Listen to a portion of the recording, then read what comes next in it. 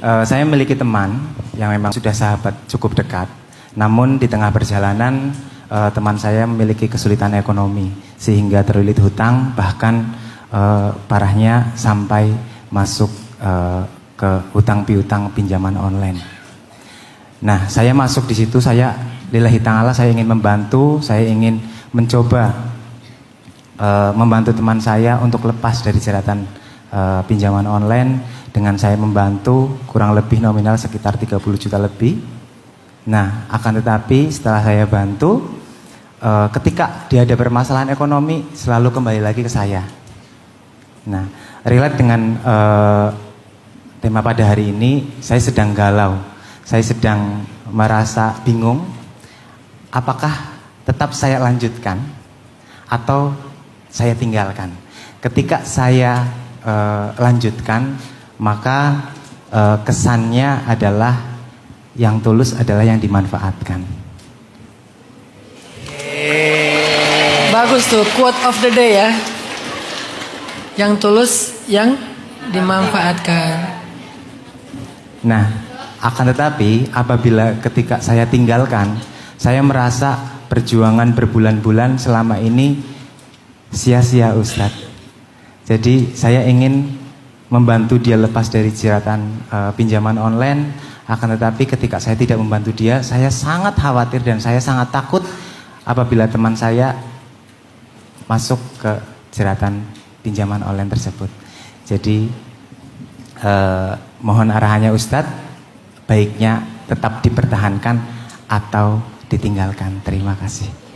Oke, pertama saya mau ngasih tahu ke Mas Sugeng bahwa tidak ada kebaikan yang sia-sia.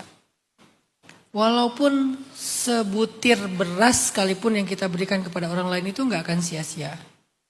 Itu yang pertama. Jadi Mas Sugeng udah membantu dia sekian puluh juta, apalagi nggak akan sia-sia sama sekali. Dan itu bernilai karena niatnya adalah membantu lillahi ta'ala, bernilai sedekah. Berarti Mas Sugeng udah bersedekah. Tahu nggak pahala orang yang meminjamkan uang itu apa?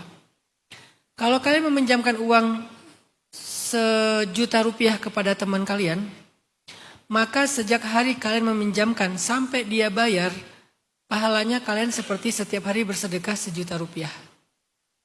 Itu dahsyatnya memberikan pinjaman hutang. Setiap hari sedekah 1 juta rupiah, setiap hari 1 juta rupiah. Kalau pas jatuh tempo nggak dibayar, dan nggak dibayarnya emang karena uzur ya. Lalu kalian memberikan keleluasaan, karena juga uzur, maka sejak jatuh tempo itu sampai dia bayar lagi, kalian bersedekah 2 kali lipat. Setiap hari 2 juta, setiap hari 2 juta dan seterusnya. Ini hadis yang berlaku untuk yang memberi hutang. Hadis untuk yang berhutang yang lebih populer adalah yang berhutang kan. Hutang itu akan dibawa sampai ke akhirat. Nggak akan masuk surga seseorang yang ahli jihad sekalipun kalau masih belum membayar hutang. Hadis itu imbang, baik yang berhutang maupun yang memberikan hutang.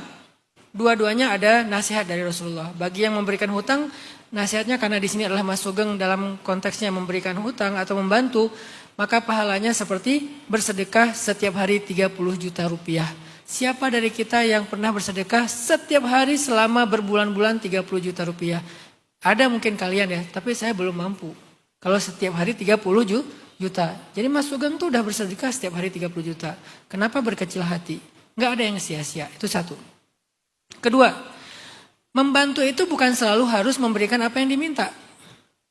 Karena ada orang yang datang kepada Rasulullah meminta uang, meminta makan, tapi karena ngelihat karakter orang itu bukannya nggak mampu tapi dia males atau nggak mau, punya masalah mental, akhirnya Nabi tidak memberikan uang atau makanan kepada dia. Nabi memberikan apa?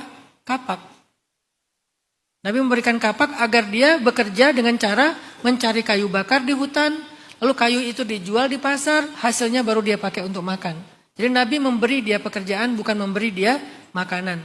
Nah, ada kalanya cara kita membantu itu bukan dengan memberikan yang dia minta, tapi memberikan yang terbaik untuk dia menurut kita. Apakah kita ajak dia belajar tentang sesuatu supaya lebih mandiri, punya skill, punya kapasitas, punya ilmu. Dengan skill dan kapasitas itu dia bisa belajar, bisa bekerja atau bisa berusaha. Atau kalau kita punya peluang ya kita berikan dia pekerjaan dan semampunya dan seterusnya. Ini artinya membantu dengan cara tidak harus memenuhi semua keinginan dia, apalagi ngelihat karakter orangnya makin sering Mas Sugeng membantu dia, makin gak baik untuk mental dia. Itu sama aja bukan dengan membantu, justru tanpa sadar membuat dia semakin sulit. Karena mentalnya gak terperbaiki dengan kondisi kayak gitu. Jadi kayak dimudahin aja sama dia, diremehin. Yang ketiga, Nabi membantu kadang-kadang bukan dengan cara beliau sendiri yang melakukannya, tapi karena beliau gak bisa, beliau mencari orang yang bisa membantunya. Ada seorang laki-laki muhajir hijrah ke Madinah, minta tempat bermalam dan makan. Nabi gak punya apa-apa dan gak punya tempat untuk bermalam, rumah beliau kecil. Akhirnya Nabi menawarkan siapa yang mau memberikan tempat bermalam bagi saudaranya. Nabi keliling-keliling nyari orang. Jadi nggak harus selalu kita membantu sendiri. Kalau emang kita udah punya keterbatasan, Mas Sugeng juga harus berdamai dengan kondisinya, kebutuhannya. Maka mungkin kita akan pertemukan dia dengan orang lain yang bisa membantu, tapi membantu bukan memberikan apa yang dia mau. Memberikan pekerjaan mungkin, memberikan skill mungkin, ngajarin apa gitu ya. Tapi nggak harus memberikan apa yang dia mau. Tentang konsekuensi dari perilakunya, setiap orang itu harus mengambil konsekuensi untuk belajar. Jadi Mas Sugeng gak bertanggung jawab tentang itu. Kuatkan diri Mas Sugeng untuk melihat dia perlu belajar dari jatuhnya. Tapi kalau Mas Sugeng gak pengen setiap orang itu jatuh, Mas Sugeng itu sebetulnya menghalangi orang untuk belajar menjadi seorang yang hidup. Sesekali jatuh itu perlu untuk belajar bagaimana berdiri, bagaimana bangkit, perlu jatuh. Anak kecil harus dibiarin jatuh supaya dia bisa lari. Kalau terus-terusan dikasih kayak apa tuh? Kayak kereta yang bulat yang dia kayak gitu nggak pernah merasain jatuh. Lama bisa jalannya. Jadi Mas Sugeng juga harus berdamai dengan kondisi itu. Oh dia punya perilaku yang kurang baik. Yaitu tidak tahu bagaimana mengelola keuangan, boros segala macam. Dia harus belajar dari perilaku itu dengan konsekuensinya. Sehingga kedepannya dia akan lebih baik lagi. Toh Mas Sugeng juga bukan orang yang diam kan. Udah bantu banyak. Allahu a'lam.